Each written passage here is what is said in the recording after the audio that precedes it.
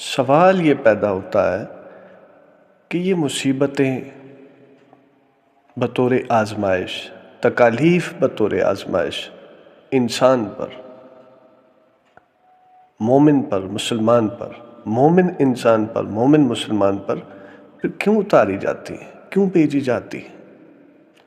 اور اس کے برعکس جو کافر ہے، مشرک ہے، نان مسلم ہے، جو اللہ کا انکاری ہے، اس پر یہ ساری مصیبتیں بشکل عذاب، بصورت عذاب کیوں نازل کی جاتی ہیں؟ یہ وجہ کیا ہے؟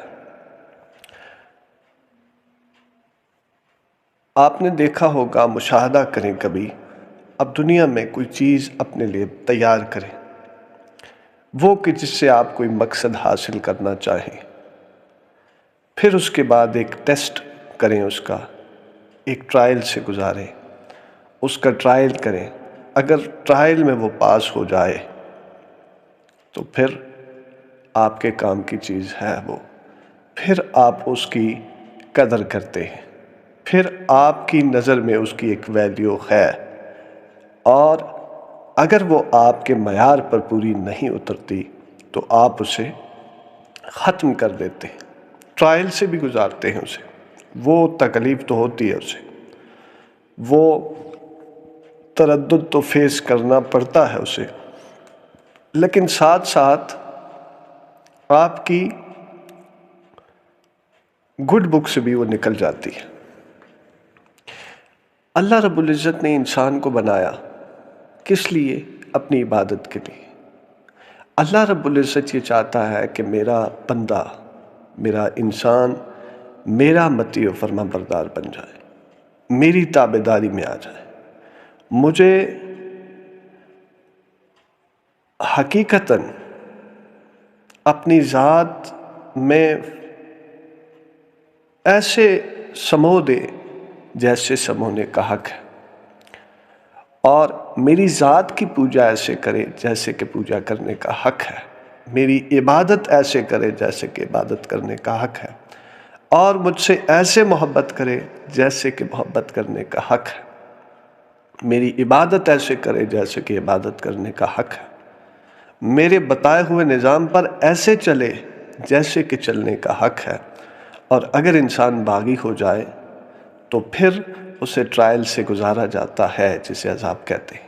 اگر وہ نان مسلم ہوا، اس سرے سے ماننے والا نہ ہوا، تو پھر اس پر عذاب مسلط کیا جاتا ہے، شاید کہ وہ ٹوٹے رجوع کر لے، شاید کہ وہ ٹوٹے رجوع کر لے۔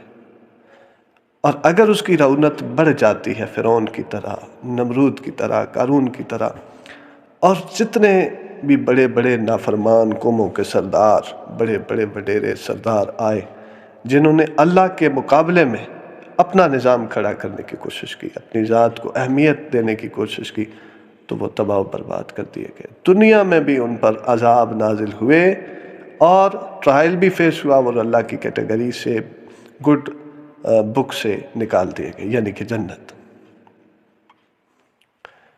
اور اسی طرح مسلمان کو بھی ٹرائل سے گزارا جاتا ہے، مومن کو بھی ٹرائل سے گزارا جاتا ہے۔ اللہ فرماتا ہے، کیا سمجھتے ہیں وہ لوگ جنہوں نے یہ کہا کہ ہم اللہ پر اور یوم آخرت پر ایمان رکھتے ہیں، کیا ان کا یہ کہہ دینا، فقط یہ کہہ دینا کافی ہے کہ ہم اللہ پر ایمان لاتے ہیں؟ کیا ہم ان کی آزمائش نہ کریں گے؟ پھر تسلسل میں آیات آگے پھر فرماتے ہیں، ہم انہیں آزمائیں گے، ہم تمہیں آزمائیں گے۔ کن کو؟ جن کا یہ دعویٰ ہے کہ ہم اللہ پر ایمان لائیں۔ پہلی بات کی جانوں کے نقصان سے، پھر مالوں کے نقصان سے، اولادوں کے، پھلوں کے نقصان سے، طرح طرح کے خوف سے، ٹرائل سے گزاریں گے۔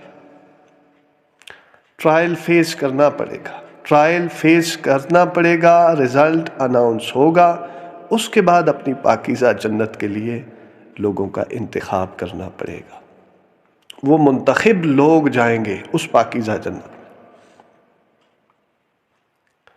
وہ لوگ جائیں گے جن کا انتخاب اللہ کے ہاں ہوگا، جو اللہ کی منشا اور رضا کے مطابق اس دنیا میں زندگی گزاریں گے۔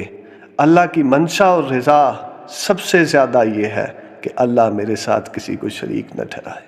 سب سے زیادہ جو اللہ کی منشا ہے اس دنیا میں، کہ میرا بندہ میرے ساتھ کسی کو شریک نہ ٹھہرائے، میری تابعداری میں آ جائے، مجھ پر ایمان لائے۔ جب ایمان لے آئے